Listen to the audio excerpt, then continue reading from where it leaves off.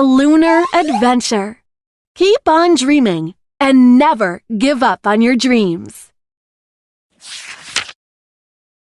It was a quiet autumn evening in Mini Minya. As the stars flicker in the sky, the streets of Mini Minya were lit by moonlight. Every night, Ollie and Fufu used to watch the sky from their playroom in the attic. They dreamt about reaching the moon. They were enchanted by the rays of the moonlight that hit their room. To reach and befriend the large, white, bright moon. This was Ollie and Fufu's biggest dream. And then there were the stars, of course. They would stay up all night, waiting to see a falling star. After all, if you make a wish as a star falls, it would definitely come true, as Kiwi told them once. On that night, as they play in their attic as usual, the moon and stars were shimmering. "It's almost like a magic," said Ollie, looking at the moon in awe.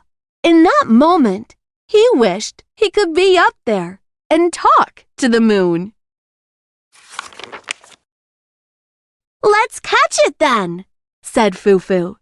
"See how it stands just above us, winking from the sky?"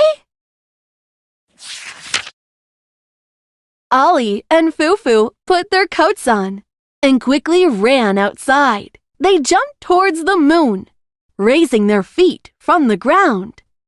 But there was a little problem. Their fingers only grasped the air. They tried the same thing several times, all in vain, and now it was time to go back in. The next day, they could not wait for evening to come. This time, they hoped that everything would be all right. The evening finally came. The moon was perfect and bright, winking at them with all its shimmering light.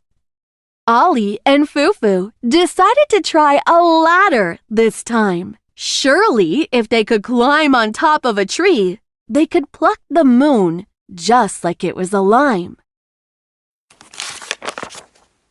As the two climbed the ladder, so did their hearts.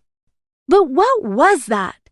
The more they rise up in the sky, the further the moon got. "Oh no, it's not working," frowned Ollie. "We can't get high enough. The moon is still too far away." The friends got sad, heading back home. Clearly, they needed to come up with a great plan. Again, they fell asleep with many thoughts in their minds.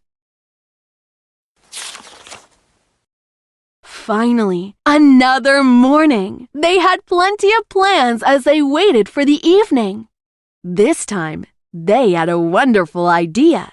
If they couldn't reach the moon, perhaps they could give it a gift. They would send their toys to the sky. All of them. They happily ran outside, tied balloons and kites to their toy boxes, and let them all fly. But what was that?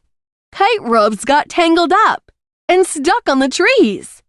What about the balloons? Their ties got undone, and the wind carried them away. They even tried to tie one of the balloons to their waists. "Maybe it can fly us to the sky," they thought. Of course, this did not work as well. On to the next plan. They threw their toy planes in the air. No luck.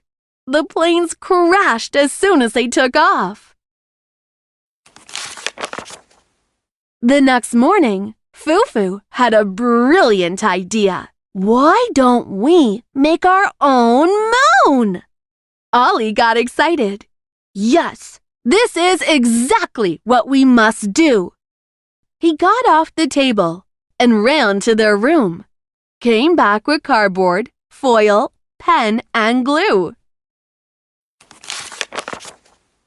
And then they drew a giant, plump, round circle, made their own silver-colored moon. Under the shimmering lights of the night, they watched the skies along with their new friend.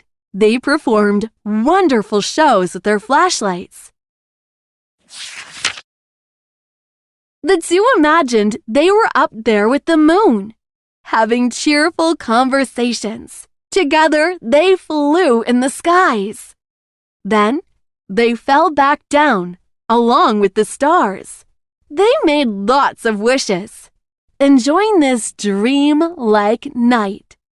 Finally, they were able to get a good night's sleep, the best thing to do after you make your dreams come true.